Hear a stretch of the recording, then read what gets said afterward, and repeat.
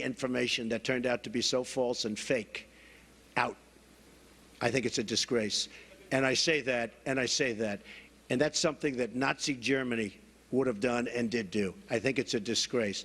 That information that was false and fake and never happened got released to the public. As far as BuzzFeed, which is a failing pile of garbage, writing it, I think they're going to suffer the consequences. They already are. And as far as CNN going out of their way to build it up, and by the way, we just found out, I was coming down, Michael Cohen, Michael Cohen is a very talented lawyer, he's a good lawyer in my firm. It was just reported that it wasn't this Michael Cohen they were talking about. So all night long, it's Michael Cohen. I said, I want to see your passport. He brings his passport to my office. I say, hey, wait a minute, he didn't leave the country. He wasn't out of the country. They had Michael Cohen of the Trump Organization was in Prague. It turned out to be a different Michael Cohen. It's a disgrace what took place. It's a disgrace. And I think they ought to apologize to start with Michael Cohen. Since you're attacking us, can you give us a question?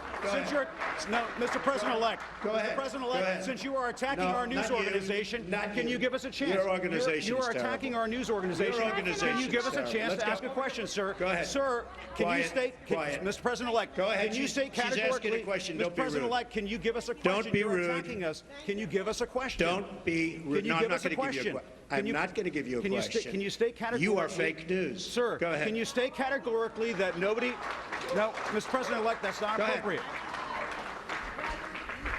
I think it's important to distinguish between the kind of equality that you're talking about, which is you're basically saying that women shouldn't have, money to provide for their children. Men shouldn't have to pay money to provide for their children. When men actually petition for for custody of their children, they're very likely to get it. What? That's actually not true. That actually is. That is total bull. When men actually request custody of their children, they almost always get at least joint custody. Men always lose custody battles. There's a huge... it and they almost always get joint custody. I mean, there's a very big difference. There's a massive bias against men on custody battles. It's just a second. To see you survive off of welfare payments. It's not like women are living high on the hog with their, $300 a month to care for their children. It's not $300 a month. Welfare with food stamps and more than 3 kids is more like $1,200 a month. Okay, so Jill, let me ask you this. Is sexism dead? No, sexism is not dead. Sexism is alive and well. If you look at the statistics, even among American women, which I know one of Gavin's talking points is that, if you want to find sexism, you have to go abroad, and American women are just fine. American women do make less money. Yes, the gender gap has been pretty much, not entirely erased, but it's been very much condensed among young single women without children. But as soon as they make more money, young single women without children, make more money than men. That's what she's saying. No, that's not what I'm saying. I'm not saying they make more money.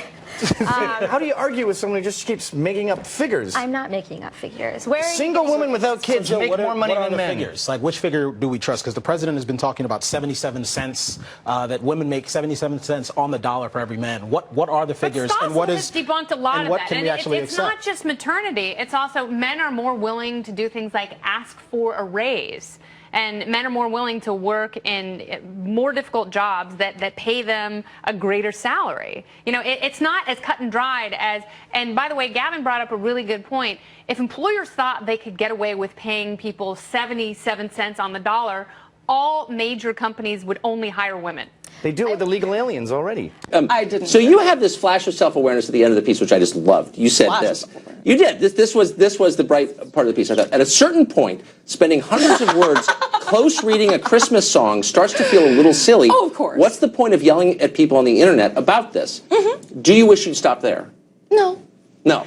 Well, so it is a Vox explainer, right? Because this is a debate on the internet, and people have been hearing about it and reading about it. Right. And the reason I wrote the piece is that people might be curious why this is a debate. So the issue is that it's a debate over whether the song promotes, problematic ideas of consent, right? Don't you think that's a debate that's completely confined to small groups of silly rich people? No. You don't? No. Okay. So here's my question. I mean, I want to take this seriously, and I feel there are threats to women's, as you put, agency and rights, and one of them is female genital mutilation, which is really common in the United States among immigrants and refugees. Yeah. Really common. Yeah, but hundreds of that's thousands of people at risk for that. I never hear Sure. feminists mention it at all. I hear feminists mention it a lot. You do? Really? Yeah. I've never seen a Yeah, Fox but also piece like on it. that is a just totally, that is a distraction from the issue. Like, just because there are worse things, we can't care about. But that's rape. like the worst thing I can imagine. I don't and know, this is do a you- Christmas song that's like, yeah, okay, maybe it was written 70 years ago.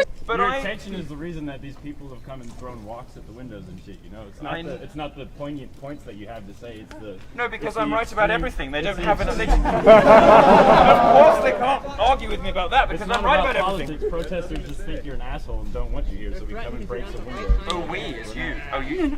So we come and break windows. Did you break windows? I didn't break windows. I wanted to get a Were ticket. you happy that the windows were broken? I was happy. You were happy that the windows were broken? Yes. Are you a student here? I don't think we should be. Are you a student here?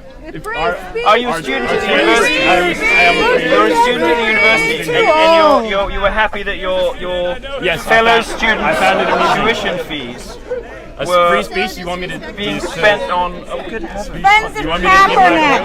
He's a friend of Kaepernick. This is what you're up against. And one of the things I was going to speak about last night is this sort of weird language. We just don't want you here. We don't want to hear what you have to say. All right. So tell me something poignant then. Tell me something other than. As I think you can see, you're in the minority. Plenty of people do want me here. You are outnumbered. So I see maybe. Subsidies. Okay, so I'm 5 generations. Social Security. Okay? So I'm 5 generations into the mass immigration that took place in this country. I mean, if you look at the curve, Sally, if you look at the curve of how many immigrants came into the country, most of Americans, there's a big bump that happens at the beginning of the 20th century. There's a huge amount of immigration in the 1920s that is massively curved. That curve lasts all the way until 1965. In 65, there's a brand new bill, and that bill says that we're not going to choose basically which countries people come from anymore. And it does matter where people come from in terms of the cultures they're going to tend to hold. Whoa, but I thought you said, wait, did everybody hear that? It's not about the particular immigrants, or it's just about the economic policy of them taking benefit. You just said you like certain immigrants more than other immigrants because of the culture they bring to this country. Okay, so let me explain. Right, so here's the deal. In the presence of a welfare state, which exists in 65, you have to pick and choose which immigrants you bring in. You do. I mean, otherwise everybody just comes in. I agree. Okay, if you agree, then what is your standard for bringing in immigrants? Clearly it's not taking federal benefits or state benefits. Clearly it's not driving with our culture. You don't want any restrictions on immigrants. Should we get 6 billion people coming over here? Where do you draw the line? Okay, well, I do want restrictions on immigrants. I want to, but I want to have a line and a process and a system where people have to... Oh, wait. Explain what... You just I'll tell you where I'll draw the line. Explain why you're drawing the line around culture, please. Because culture makes a difference to a country. So tell me, who are the American enough cultures to come in? Anybody, any individual, any culture, and devotees of any culture who believe in individual freedom, who believe that they actually have to that they have to believe in the notion of private property and constitutional limited government. That's what we've gotten into countries about. Who the fuck have you ever met in this entire green, beautiful world who does not believe in individual liberty? Are you kidding me? Well, this is legitimately fully delusional. 99%.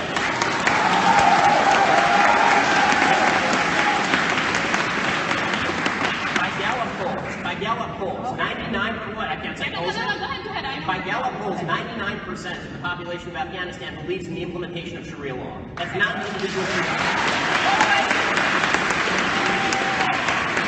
Don't do that. I would have fact checked you on that and said you are missing. Oh, no, but guys, this is I know we have a fact-free election. I understand. But you can't repeat lies enough and hope they become facts. It's not true.